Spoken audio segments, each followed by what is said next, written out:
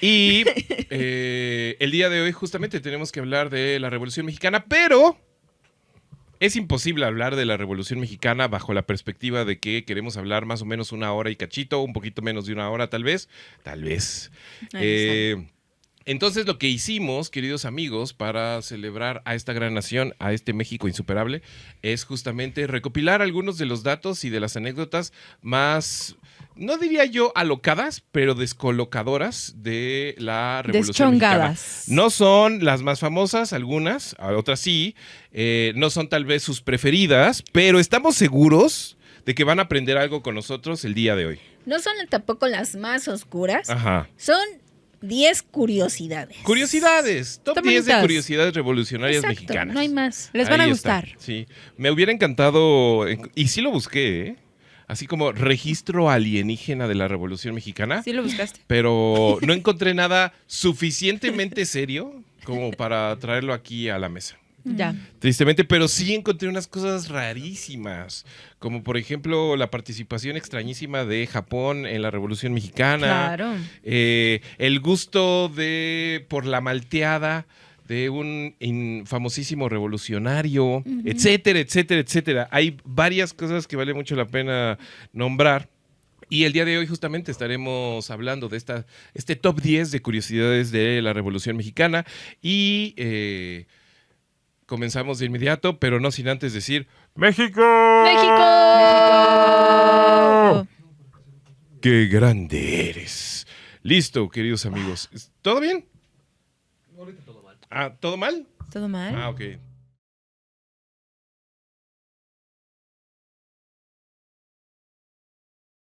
Estamos teniendo No pasó nada, todo bien.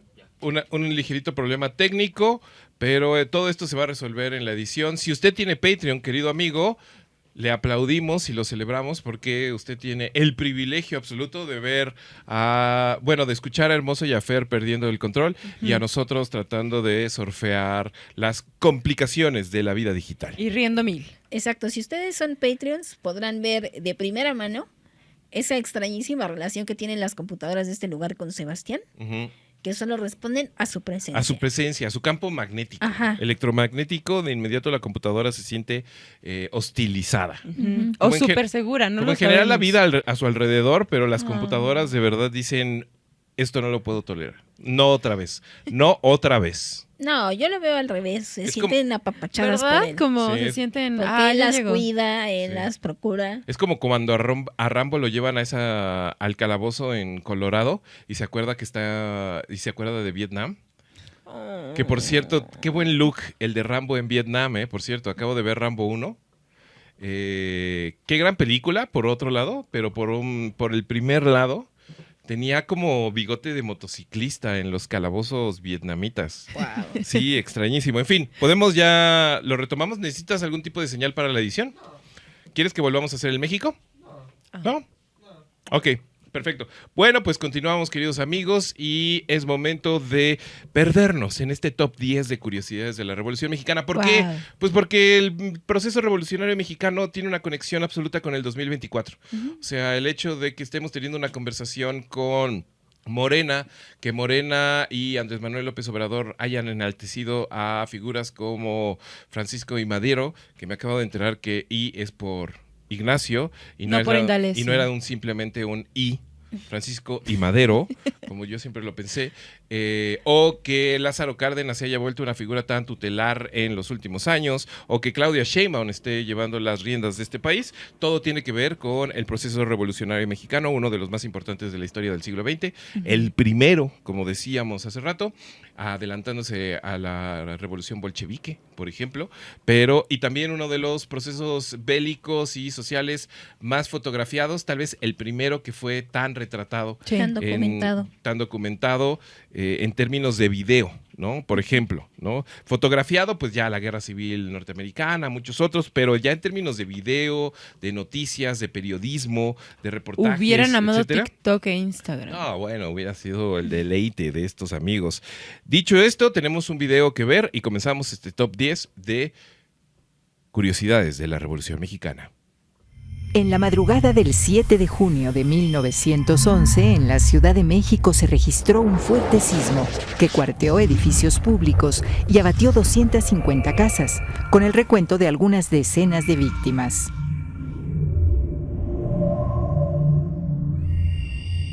Pocas horas después de ese mismo día, Francisco I. Madero entraba triunfalmente en la capital y se generó un segundo temblor. Era el entusiasmo de los ciudadanos que recibían al jefe revolucionario, a quien vitoreaban como el apóstol de la libertad.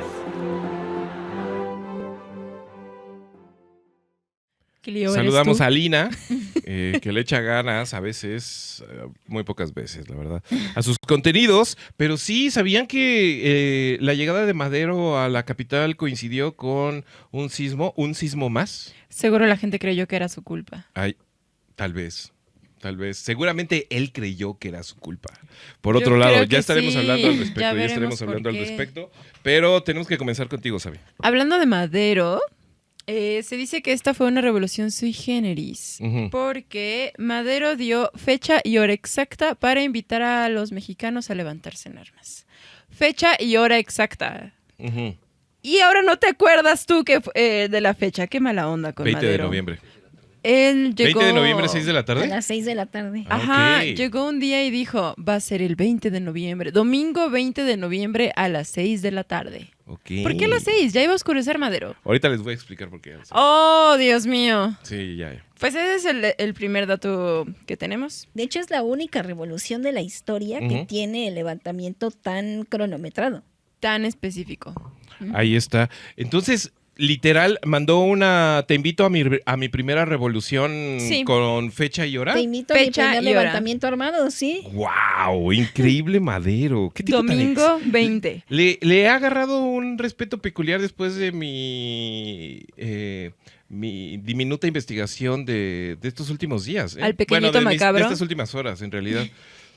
Sí, la verdad, se me antoja ahora sí mucho clavarme más En su historia. en su historia, su personalidad, sus ideas, porque sí hay mucha carnita que compartir por ahí. Seguro él Entonces, también estaría celebrando conmigo la era de Acuario. seguramente, sí, total, estaría De feliz. hecho, creo que me imagino que tiene algo que ver por las fechas. Sí, no, ahorita vamos hacia allá, porque sí Ujú. tenía ideas muy claras. Entonces, 20 de noviembre a las 6 de la tarde. Domingo 20 de noviembre a las 6 de la tarde te invitamos a nuestro primer levantamiento en armas. Y esta fue una invitación que le hizo como a todos sus... a los Mexicanos. clubes maderistas o... Lo avisó, o sea, Ajá. lo avisó y de hecho lo publicó y le dijo, o sea, lo avisó por adelantado. Ajá. Así de, el domingo 20 de noviembre de 1910 a las 6 de la tarde me voy a levantar en armas. Están todos invitados si gustan levantar su arma A también. don Porfirio, o sea, don Porfirio se enteró por el periódico días antes Ujú. ¿En serio? que iba a haber un levantamiento. Genial. Con hora y todo. Listo, Gaby. Pues tenemos que pasar al número 9 de Ujú. este top 10. Ujú. Y tenemos que hablar, digo, siempre que hablamos de la Revolución Mexicana nos concentramos como en los caciques, ¿no? Ujú. En particular los que están enterrados ahí compartiendo infierno en el Monumento a la Revolución. Sí. Pero lo cierto es que, como casi todo lo mexicano, la Revolución Mexicana fue un asunto familiar. Ujú. Todo mundo participaba y las mujeres y los niños y niñas tenían un papel o papeles muy importantes que llenar. Ujú. Por un lado, las mujeres se encargaban, como tradicionalmente se había hecho, de toda la parte de cuidados, comida, abastecimiento, enfermería, etcétera, pero también del tráfico de armas. Ah, Por ya está. ejemplo, de ahí las famosísimas soldaderas, Ujú. porque ellas eran las encargadas de traficar las armas y de trabajos de inteligencia. Ujú. Y por ahí, digo, está la figura de la soldadera, también de la Adelita, que en realidad la Adelita viene de la canción que le compusieron a la enfermera Adela Velarde Pérez, Ajá. una enfermera duranguense que se fugó de su casa. Dijo, ¿yo qué? ¿Aquí? ¿En mi casa? Jamás, me voy a la guerra. Ahí está. Y se listo. fue a la guerra, se enlistó en el cuerpo de enfermeras. Y un sargento, Ujú. el sargento Antonio Gil del Río, prendóse de ella y entonces le escribió a la Adelita. Ah, ¿en serio? Sí. Si la Adelita se fuera con otro. Si la Adelita fuera mi mujer. Mi mujer. Ah. Ojalá ahí, sí existiera el rebozo de seda por ahí. hasta donde sabemos, no se le hizo. ¿En al serio? sargento. No. No. Por otro lado, los niños y las niñas también tenían su papel fundamental y iban por edades. Ujú. Hasta los 5 años ayudaban en el cuidado del ganado, cargaban agua y llevaban los alimentos a los revolucionarios que estaban en batalla. Imagínate a los 5 años. Ujú. Entre los 7 y los 9 años Se vivía realizaban tareas de inteligencia, eran los bandaderos básicamente de la batalla, Ujú. y a partir de los 10 años ya se podían enlistar. A los 10 años ya. A los 10 años. ¿Se Imagínate, acuerdan Fer, soltar tíos a partir de los 10 años. ¿Se acuerdan que cuando vimos el tier list de los presidentes les contamos que Victoriano Huerta andaba echando bala desde los 11? Ujú. Claro. Pues tenía todo el sentido del mundo, Claro. porque pues era la época, ¿no? Sí, sí, Él claro. a partir de los 11, en la Revolución Mexicana, a Sí. los 10 ya podías empezar. Sí. De hecho, empezó mayor. De hecho, pueden checar todos ustedes nuestro tier list de los presidentes mexicanos del siglo XIX y siglo XX. Aquí arribita, ¿verdad, Fer? ¿Listo? ¿A dónde? Pero si le hago así, sí, ¿no? Sí llegas. Ahí llegó. Listo, ahí pueden ustedes revisarlos. Fue un tier list muy divertido y justamente Victoriano Huerta, a partir de esa idea, empezó en su carrera militar desde muy, muy niño con Santana, ¿no? Con Porfirio Díaz. Con Porfirio Díaz, ¿no? Claro, sí, sí, sí. Desde chiquitito, chiquitito. Por eso llega ya chacalón a la Súper, Revolución súper chacalón. Mexicana. Súper chacal. Sí, claro. Sí, sí, sí. Muchos personajes también muy folclóricos y muy pintorescos femeninos a lo largo de la Revolución, ¿no? Desde ahí ocupando altos cargos en direcciones militares, en batallas, etcétera. Yo les traigo ahí una nota interesante al respecto. Pero antes de llegar a esa nota, tenemos que hablar de Bhima o Bhima. ¿Qué es Big Man? Bhima o Bhima, supongo, es un personaje del Mahabharata. Ok. Que era uno de los libros de cabecera de Francisco I. Madero Ujú. y que le funcionó como seudónimo No. para el año de la Revolución. El año en que triunfó la Revolución, a este enano se le ocurrió el disparate de publicar algo llamado Manual Espírita. Yo sé que todos en todas sus sobremesas han escuchado hablar sobre las tendencias espirituosas y espiritistas del señor Francisco I. Madero. No tienen idea, ¿eh? O sea, esto es una cosa súper seria. No era un carnal que se sentaba a hablar con fantasmas y pedirles opiniones. No, el tipo era estudiosísimo del tema. Tiene... yo incluso empiezo a sospechar que la revolución es en realidad un gran pretexto para publicar el Manual Espírita, que contó con 5,000 ejemplares publicados casi 3 días después del triunfo de la revolución o de la revolución maderista. Maderista. ¿Y no hay rescatados? ¿Eh? ¿No hay Sí, rescatados? lo pueden ustedes ubicar en internet, por cierto. Son páginas y páginas de sabiduría New Wave. Rarísima. En realidad, Madero es algo así como un primer hipster o un primer chairo. O sea, sí, a la distancia huele a copal Ajá. de manera insoportable, ¿no? Ay, seguro sí olía a copal. El libro, pues básicamente es un diálogo a la forma ¿El Manual socrática. Espírita? El Manual Espírita es un diálogo que va desde las mejores formas de llevarse pues con tus pares de la vida social a la vida espiritual, las reencarnaciones, la vida después de la muerte, cómo trascender, cómo hacer para que trascienda tu espíritu. Madero se forma en Francia y mientras se está formando descubre el espiritismo, que no es forzosamente hablar con fantasmas, aunque involucra Tiene hablar un con componente. fantasmas, que no es hablar con fantasmas, sino con espíritus o el espíritu.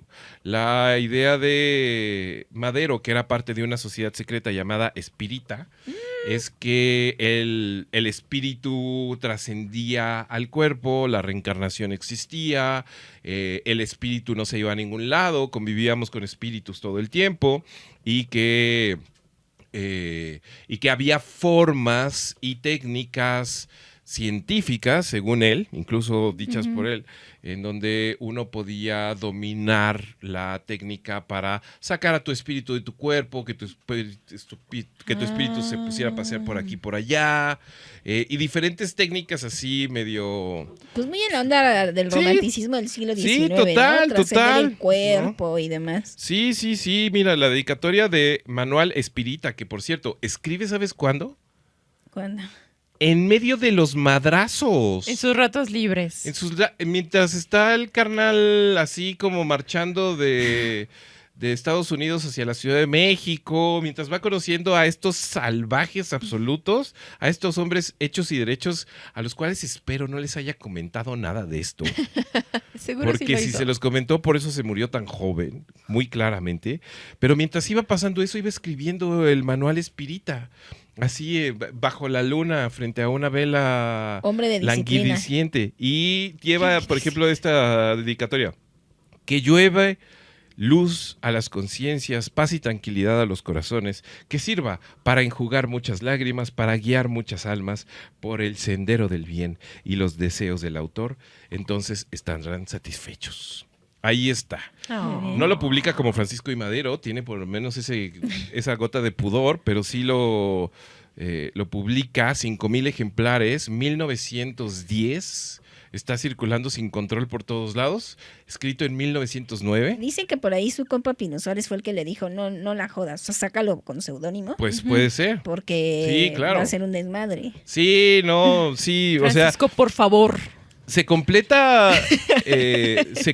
de manera muy real el personaje, ¿eh? Porque no es así como un relamido supersticioso. No. Es súper disciplinado y es súper estructurado. Son capítulos y capítulos y capítulos del Manual Espírita. Toca todos los terrenos de la vida material, la vida terrena y la vida espiritual. Y según lo que pensaba Madero, él sigue con nosotros. ¿Madero? Madero sigue con nosotros de alguna manera. Puede ser que... ¿Reencarnado? Reencarnado, puede ser que su espíritu ande por aquí. Pero sí, él, según sus creencias, y estoy seguro que lo pensó minutos antes de ser ultimado, Ajá. estoy seguro que pensó, Pues esperemos que no solamente te vas a deshacer de mi cuerpo material. este saco de huesos inútil. Vas a liberar mi espíritu, chacal.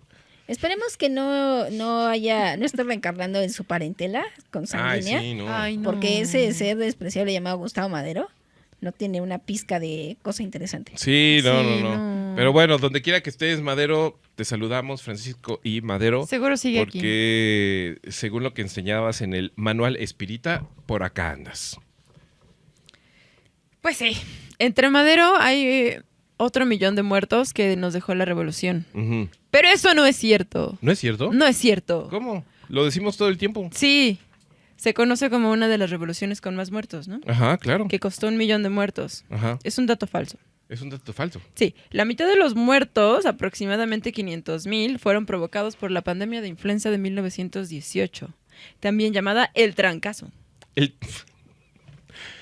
La fiebre roja o el trancazo. la gripe española. Fíjate que sí nos hacen falta más médicos o comunicólogos desdentados para aligerar este tipo de conversaciones. Era mucho más fácil hablar de el trancazo El trancazo. que del COVID-19 o lo que fuera. Bueno, Sí. sí hubo del COVID-19, sí fue la gran encerrona, ¿no? Sí. Yo nunca escuché eso. Ay, claro. ¿Sí? Pues sí, pero no como tan el trancazo, ¿sabes?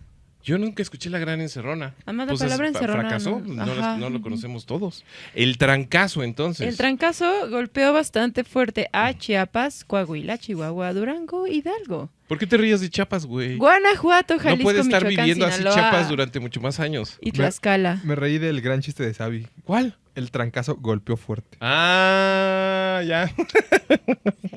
Y Tlaxcala, que sí existía, pero casi Ujú. deja de existir. Duró durante septiembre, octubre y noviembre de 1918. Ahí está. Todo esto lo pueden revisar en Pandenomics. Pandenomics, Como ven. de Diego Castañeda, claro. No sé si tiene capítulo de podcast sobre el gran trancazo o en el libro. No, en los dos. En los dos, ¿verdad? En los Los libros dos. y en podcast. Ahí está. Está el dedicado a la fiebre española. La Ahí está. famosísima Lo fiebre pueden revisar aquí. española. Listo, señoras y señores. Entonces, el famoso millón de muertos, en realidad se murieron más por gripe. Se murieron más por gripe. Se supone que fueron más de 100,000 muertos de la revolución, claro, pero se murieron 500,000 por la influenza y hambruna y otras enfermedades. Sí, o sea, como que fueron 100,000 en batalla. Ujú. Sí, o sea, Y 100,000. ya 100,000. ahí directo, pues. Y pues el resto por causas aledañas. Que también son consecuencias y van muy de la mano, ¿no? No por nada los 4 jinetes del apocalipsis son 4, ¿no? Sí, y uno es la peste. Uno es la peste, otro es la guerra, etcétera. Pues ahí está. El Bueno. trancazo. El trancazo. Pues así nos vamos acercando a la mitad de nuestro conteo y pues tenemos que hablar de uno de esas grandes figuras de la Revolución Mexicana, que es el general Francisco Villa. Ahí está. El famosísimo Pancho Villa, que todo mundo lo tiene como un hombre bragado, un hombre loco, un hombre medio salvaje. Un hombre. El único invasor mexicano a los Estados Unidos, etcétera, etcétera, etcétera. El hombre más hombre. Que en realidad al parecer era un panquecito. Nah.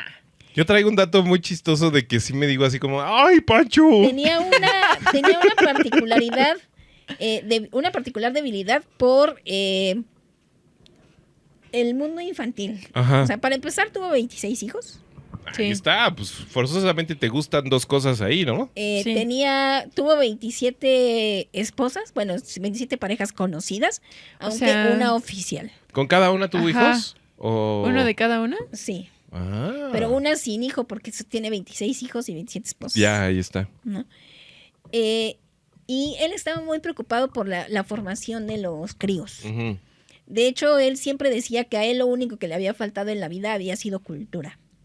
Aprendió a leer muy grande, aprendió con su esposa, con la esposa oficial, digamos, y se armó de una gran biblioteca. Aprendió a leer con los 3 mosqueteros Ah, y siempre fue su libro favorito. Ah, Y, Pancho. y él dijo que lo que necesitaba el país eran escuelas. Y un día que llegó, cuando se hizo gobernador de Chihuahua, llegó a un pueblo y dijo, ¿cuántas escuelas hay? Ninguna. ¿Cuántas cantinas? 50. Bueno, a partir de hoy las cantinas son escuelas. genial. Porque además, contrario a lo que todo el mundo creía, Pancho Villa era abstemio, no bebía una gota de alcohol. Ok. De hecho, le parecía algo muy desagradable y decía que era la causa de muchos problemas. Y los cantineros empezaron a utilizar un truco para que no cerraran las cantinas, como esas 50 que las hizo escuelas, y que metieron su bebida favorita, que era Malteadas. malteadas de fresa. Malteadas de fresa.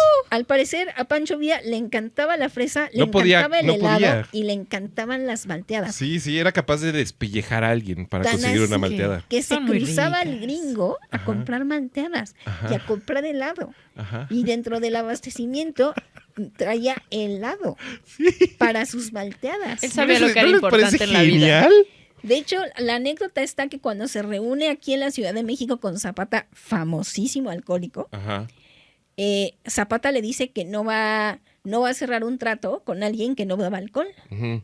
¿no? Que eso le da muchísima desconfianza. Claro. Entonces le pide un brindis y Villa dice, no, pues bueno, ¿no? ¿Cómo dice Juliana a ese rasgo de la personalidad mexicana? ¿El dulce qué?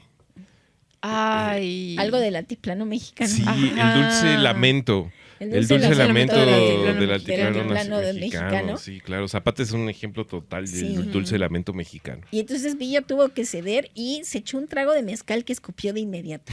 Llorando. Dijo, no, yo no puedo con esto. malteada! A él lo que le gustaban eran las malteadas. Es como un gran nombre de malteadería, ¿no? ¿Pancho Villa? Sí. Pancho Villa. Claro. ¿A Pancho Villa le gustan las malteadas? Ajá. O de banda Malteadas de y rock. snacks Pancho Villa. Sí, claro. Sí, Que además sí. nadie te Y lo es un creería, ¿no? cineclub y malteadas. Yo cuando leí eso fue como de Sí. ¡nah! Famosísimo. Y estaba muy, muy interesado en la diversión, ahorita que dijiste cineclub, Ujú. no solo en la formación, sino en el cuidado y el entretenimiento de los niños. Ajá. Cuando se hizo gobernador de Chihuahua, le regalaron una hacienda, la hacienda de Canutillo, Ujú. donde lo primero que hizo fue convertir una parte del casco de la hacienda en escuela. Dijo, todos los niños del pueblo van a venir a esta escuela y quiero que en cada rancho haya una escuela. Hizo todo un plan de nación a partir del diseño de la educación de los niños y las niñas. Y su escuela y en su hacienda llegó a tener 300 alumnos. ¿Qué bajón? Chihuahua es el Wow. estado con más Y analfabetismo actualmente. 27 profesores. 300 alumnos y 27 profesores. Desde ahí la precarización, maestros, resistan. ¡Fight! Pancho Villa estaba en su esquina. Sí. Órale. Bueno, en la esquina de los Bueno, niños, porque de los profes no tanto. hay grandes defensores del paso de Pancho Villa por el gobierno de Chihuahua, ¿no? O sea, está toda la mitología, evidentemente, de el Centauro del Norte, etcétera, la división. El Centauro del Norte, ¿no? Sí. Sí. Claro. El Centauro del Norte, la división del Norte, etcétera. La salvajada, la matazón, la facilidad del gatillo, todo eso, ¿no? Ay, bueno, Pero ¿quién no? yo sí he escuchado conversaciones y he visto portadas de libros en donde celebran profundamente el paso de Pancho Villa por la administración del estado de Chihuahua, en términos económicos, incluso en términos de educación, en términos de salud, ¿no? Sí, que él decía que el norte estaba sumamente desprotegido en esa área Ujú. y que lo único, así, tal cual, lo único que le falta a México es educarse. Ahí está. Y ahí en Canutillo fue donde tuvo su biblioteca de clásicos. En la biblioteca que armó con su esposa. No. Ahí tuvo en la serio? hacienda de Canutillo. Qué rara ¿Todavía existe imagen. la hacienda de Canutillo? Imagínate a Pancho Villa como llegando como en esa escena justamente así como a toda velocidad y frenando su caballo frente a la cámara, bajándose, quitándose el polvo, la sangre, quitándose las ropas de cuero necesarias para montar y demás, agarrando una malteada y sentándose en su biblioteca a leer Los Tres Mosqueteros. Pues me Así. gustaba. ¡Wow! No, puede ser. Pues, con A él lo razón. que le gustaba era la aventura. Qué Eres bonito, muy grande, Pancho. México. Sí. Y todo lo demás es muy pequeño. Eres muy grande, México, y todo lo demás es muy pequeño. Ahí está. Listo. Con esto llegamos a el lugar 5 de nuestros momentitos curiosones, simpaticones de la Revolución Mexicana. Ujú. Yo les traigo uno rarísimo, amigos. ¿Listos? Sí. Que con este conquistamos el lugar número 6 de este top 10 de curiosidades de la Revolución Mexicana. Pues conozcan a la banda del Automóvil Gris. La banda del Automóvil Gris es un evento extraño de la criminología revolucionaria del 1915. De la criminalidad, ¿no? De la criminalidad, pero también del estudio de, ¿cómo se llama eso? Sí. Sí, de la criminalidad. La criminología, ¿no?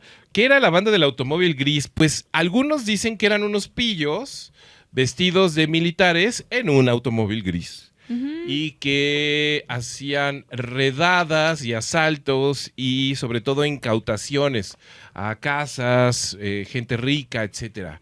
Otros dicen que era un cuerpo o un mini cuerpo o algo así, no sé cómo sería en Minicuerpo. divisiones militares, etcétera, pero era una pequeña célula carrancista bajo las órdenes de Pablo González, que era lugarteniente de Carranza y que eran encargados básicamente de robar de manera legal y oficial para justamente mantener nutrido y enriquecido primero a Venustiano Carranza y después a las tropas carrancistas. Esos lentes chiquitos no se iban a pagar. No se iban a Gratis. pagar solos, esos Ajá. bigotazos, Oye. esos trajes así que se ven a la distancia y a través de las décadas de la mejor manufactura. Esa ¿Tu nombre barbota se bien hace cuidada. Ujú. Si tu nombre se hace verbo, hay verdad, ¿no? Entonces, esto pasaría como un detalle cualquiera de la Revolución Mexicana, salvo que en 1919 se estrena la película La Banda del Automóvil Gris, que es uno de los primeros, si no el primero, de los ejemplos de la historia del cine mexicano. Empieza siendo un ejercicio documental que deriva en ficción y empieza a tener unos experimentos que hasta Lars von Trier regresarían, como por ejemplo el policía que interpreta al policía que agarra a la banda gris, a la banda del Automóvil Gris, era el policía que sí los agarró. Sí, los agarró. O sea, no lo grabaron aplicaron un dogma agarrándolos. total, Ajá. así como aquí no trabajamos con actores, aquí trabajamos con la gente de verdad. ¿Quieren otro dato, dogma? Sí. El fusilamiento de la banda del automóvil gris de la película es el fusilamiento de la banda del automóvil gris. O sea, es una película snuff. Es entre documental, ficción, dogma. No.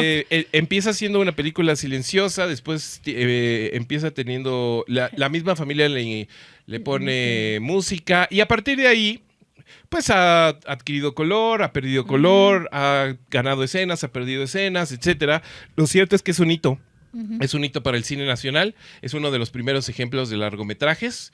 Y es uno de los primeros, creo que es el primer éxito de taquilla de la Del cine historia del mexicano. cine nacional. Disponible en la Filmoteca UNAM. Ajá, sí. Y de hecho pueden encontrar muchísimas versiones en YouTube. Por ejemplo, si quieren llegar a ese hórrido momento en donde son fusilados de verdad la banda del automóvil gris, podrán leer la siguiente leyenda antes del momento, que era un precaución. Este material puede ser, ¿cómo dicen? ¿Sensible? No, Sensible. pero ¿cómo dicen ahora? ¿Impactante? No, que gatillea, que... Triggeré. Ajá, que puede ser triggering. Esta es la advertencia del triggering, pero cuando los hombres eran hombres, ¿no?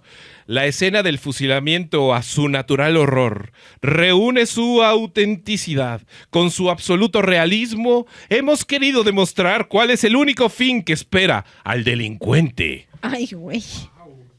Y los matan ahí. Y los matan, güey.